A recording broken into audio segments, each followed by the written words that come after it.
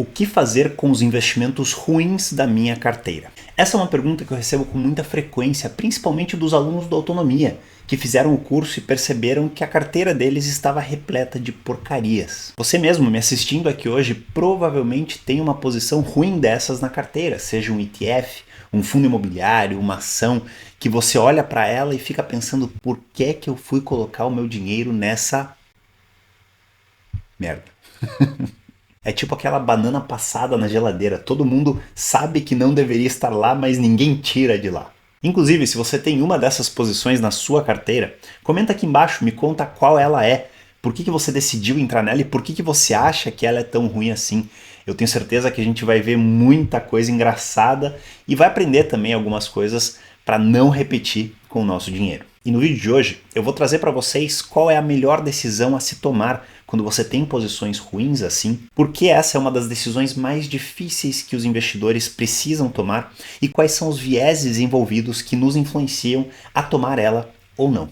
Começando pelos vieses, eles explicam o porquê a gente tem essa dificuldade de se desfazer das posições ruins e porquê alguns de nós têm várias delas dentro da nossa carteira. O primeiro deles é o viés da posse, ou em inglês endowment bias. Esse viés, o viés da posse, ele explica que a gente tende a sobrevalorizar aquilo que está sob a nossa posse, aquilo que é nosso. Ou seja, damos um valor acima do que o mercado está disposto a pagar por aquilo.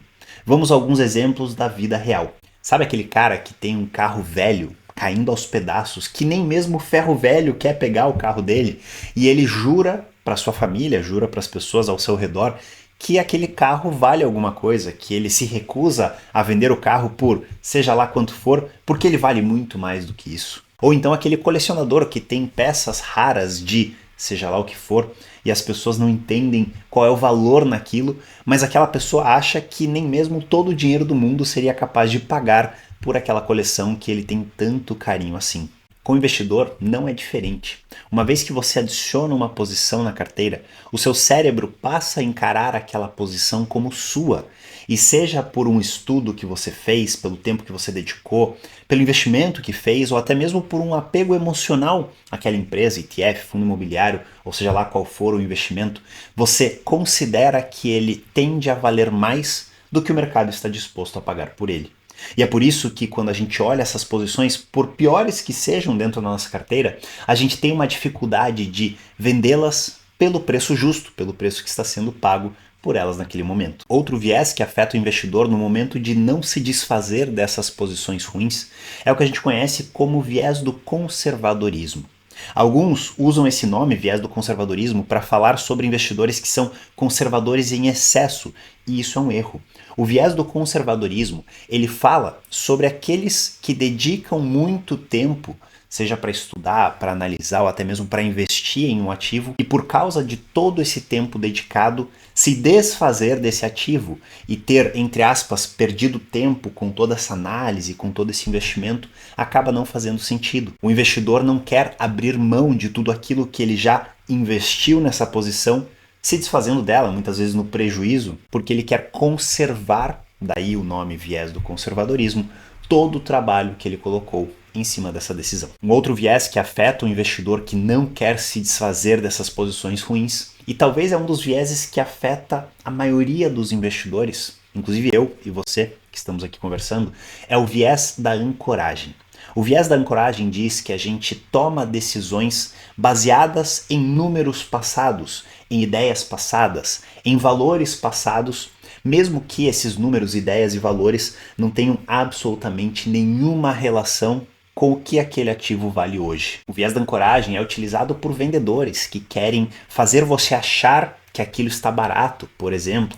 Eles jogam um preço na estratosfera e depois te dão um desconto. E aí você compara aquele desconto e o preço que você estaria pagando com o preço que ele falou anteriormente, que nem era um preço real, mas ele ancorou lá em cima para você tomar uma decisão no preço que ele já estava planejando em te vender algo. No investimento, a pessoa afetada por esse viés da ancoragem, ela olha uma posição ruim na carteira dela que, digamos, está sendo negociada por $10 e ela pagou por essa posição $30 no passado. E ela usando esses 30 como âncora, como um ponto de referência, ela conclui que os 10 estão muito baratos, que ela tem que voltar para o preço de antes, que ela tem muito a se valorizar porque antigamente ela valia 30. Saiba que o preço dos ativos hoje não tem absolutamente nada a ver com os preços que eram negociados no passado. E não é porque uma ação valia tanto no passado que ela deverá valer novamente aquele valor no futuro. Então tome muito cuidado quando você olhar para um preço de hoje e julgar ele como caro, barato, até mesmo justo, baseando-se em preços passados que nada tem a ver com o que acontece agora. Por fim, o viés que mais afeta os investidores que se recusam a se desfazer dessas posições ruins da carteira é o viés da aversão ao arrependimento. Esse viés diz que nós tomamos decisões ou evitamos decisões com medo de se arrepender no futuro. No caso dos investidores, eles deixam aquela posição na carteira porque vai que ela volta a subir, vai que ela valoriza, vai que aquele prejuízo que eu tenho nela acaba zerando com o tempo. Eu tenho certeza que se você tem uma posição ruim na carteira, você já pensou isso. Vou deixar ela lá, vai que ela volta. Pode ser que ela volte, mas pode ser que não. E manter uma posição ruim que não faz sentido na sua estratégia é um grande erro. E o principal motivo para eu te falar que é um grande erro tem 3 palavras: custo de oportunidade. Nosso tempo, nossa energia e nosso dinheiro, até mesmo para aquelas pessoas que têm muito dinheiro, os bilionários do mundo, são recursos finitos.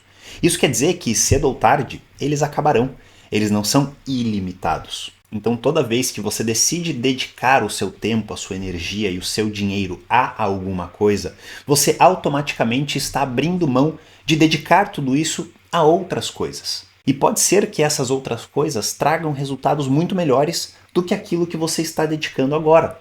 E esses resultados melhores que você deixa de atingir são o que a gente conhece como custo de oportunidade. No mercado financeiro, toda vez que você decide investir em um ativo, você está abrindo mão de investir esse mesmo dinheiro, que é finito, em todos os outros ativos do mercado financeiro. E muito provavelmente, principalmente quando a gente está falando de ativos ruins que não fazem sentido, existem outros ativos pelo mundo que renderão mais, e não necessariamente somente a rentabilidade, mas que eles terão um perfil de risco e um papel na sua estratégia que fazem muito mais sentido. Então manter uma posição ruim na carteira, seja porque você vai esperar ela voltar, seja porque ela é muito pequena, seja lá qual for a sua justificativa, é encarar um custo de oportunidade altíssimo que pode fazer uma diferença enorme no seu resultado de longo prazo. Vamos para um exemplo prático do custo de oportunidade? Digamos que o investidor, lá em 2014, há 10 anos, decidiu colocar $10 mil na Bolsa Americana, 100% na Bolsa Americana, e fazer aportes constantes de $1.000 nessa estratégia.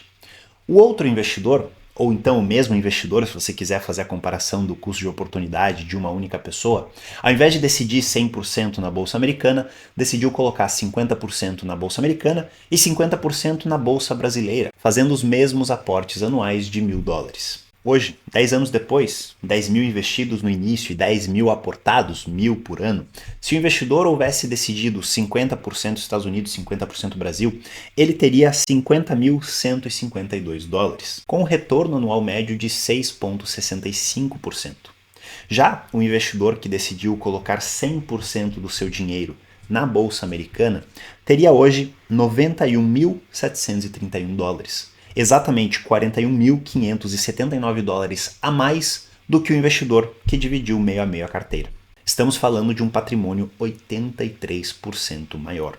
Editor, coloca o gráfico para as pessoas perceberem essa diferença aqui na tela. Veja que essa decisão de colocar somente na Bolsa Americana, medida pela linha vermelha do gráfico, ou 50% na Bolsa Americana e 50% na Bolsa Brasileira, teve um custo de oportunidade para o investidor de $41.579, ou então de uma rentabilidade de 6,65% comparada a uma rentabilidade de 13,07%.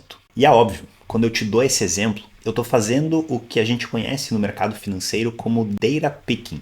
Ou seja, eu estou pegando exemplos específicos que eu sei que darão uma grande diferença para corroborar com a minha tese. Então, antes de você criticar, Daniel, mas você está pegando esse exemplo aí só para dizer que a Bolsa Americana é melhor. Tá, qualquer exemplo que eu pegar, eu consigo provar para você que a Bolsa Americana é melhor que a brasileira. Mas esse é um exemplo específico para você ver a grande diferença de uma escolha de deixar ativos ruins na carteira e da diferença do resultado que pode gerar no longo prazo. Então eu não quero que você se apegue aos 50%, a bolsa americana, a bolsa brasileira. Eu quero que você veja o exemplo e quanto pode te custar no longo prazo ter ativos ruins na carteira e decidir manter eles lá, decidir esquecer eles lá e continuar investindo em outras coisas, tendo um custo de oportunidade gigante naquelas posições podres. E aí você pode estar se perguntando agora, beleza, não faz sentido ter elas, mas qual é a melhor estratégia a seguir? E a resposta é simples. Venda tudo o mais rápido possível. Ah, Daniel, mas eu estou no prejuízo. Viés da ancoragem. Ah, Daniel, mas se esse preço voltar a subir? Viés da aversão ao arrependimento ou não entendimento do custo de oportunidade. Ah, Daniel, mas eu vou assumir uma perda em algo que eu dediquei tanto tempo assim. Viés do conservadorismo. E cada vez que você sucumbe a esses vieses, você aumenta as chances de cometer erros. E erros esses que podem custar muito caro no longo prazo. Portanto, a venda imediata dessas posições ruins e a transferência desse dinheiro para posições melhores, imediata também, é a melhor decisão. Para posições que fazem mais sentido na sua carteira, no seu perfil, para os seus objetivos e na estratégia composta com as outras posições da sua carteira. E já já eu vou dar um exercício para vocês pensarem se aquela posição faz sentido ou não. Se aquela posição você deve vender imediatamente ou não. Mas antes, para vocês não me odiarem tanto assim, eu vou ser um pouquinho flexível e dar algumas sugestões caso você não queira ser tão radical, caso você não queira vender todas essas posições de um dia para o outro. Se você acha essa venda imediata um pouco radical, se você não quer aplicar esse conhecimento que eu estou te dando hoje imediatamente, se você gostaria de massagear um pouco os seus vieses e falar, não vou ser tão drástico assim, você pode criar um plano de venda para essas posições. O que seria esse plano de venda? Você pode se comprometer a vender as posições ruins pelos próximos, digamos, 5 meses. E aí você coloca uma meta de vender 20% dessa posição a cada mês, tornando essa decisão objetiva, sem emoção, e aplicando ela mês a mês. Então digamos que você está assistindo esse vídeo no dia 15 de fevereiro. Se comprometa a cada dia 15 dos próximos 5 meses vender 20% das suas posições ruins.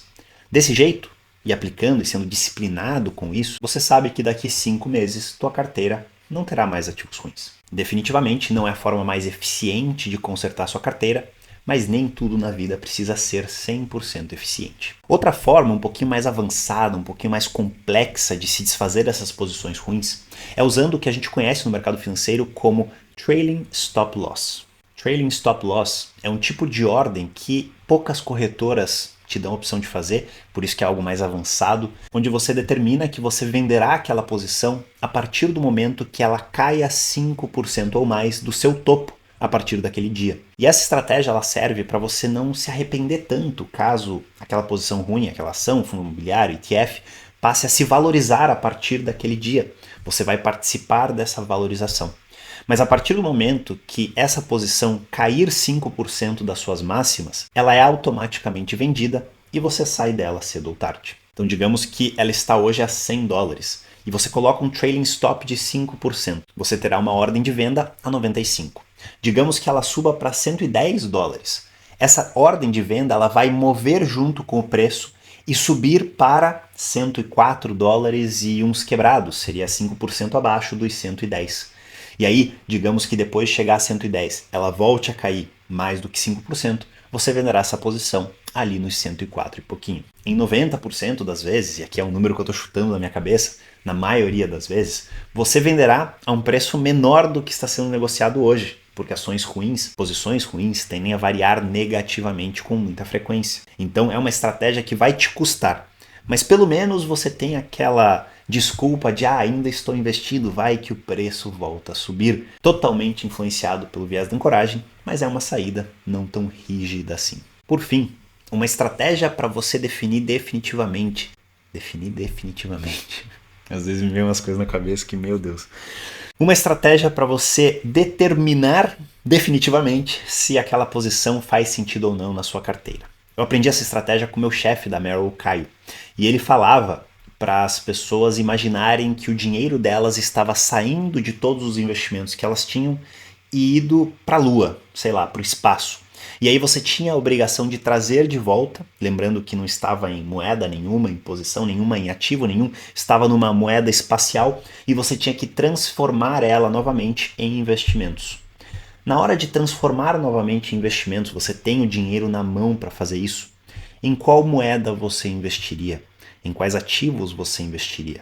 Qual seria a alocação ideal que você construiria a partir de hoje, do zero, com o dinheiro que você tem? Se você olha para uma posição que você tem hoje, tira o dinheiro dela e você pensa, eu não voltaria para essa posição, eu nunca compraria essa posição, principalmente aos preços de hoje, está na hora de vender ela e trocar imediatamente.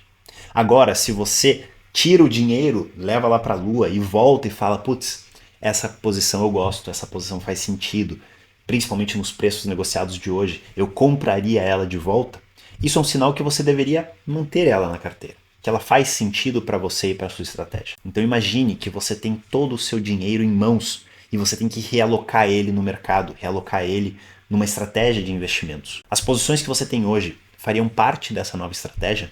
Se a resposta é sim, ótimo, mantenha elas. Se a resposta é não, venda elas imediatamente. Gostou desse vídeo? Compartilha ele com um amigo que você sabe que tem posições ruins na carteira. Só manda o vídeo para ele, ele vai assistir, ele vai chegar no final e vai falar, eu sei agora porque ele compartilhou comigo. E se você ficou com qualquer dúvida ou tem alguma pergunta sobre o que foi falado no vídeo de hoje, comenta aqui embaixo que eu vou te responder. E a gente se vê no próximo vídeo.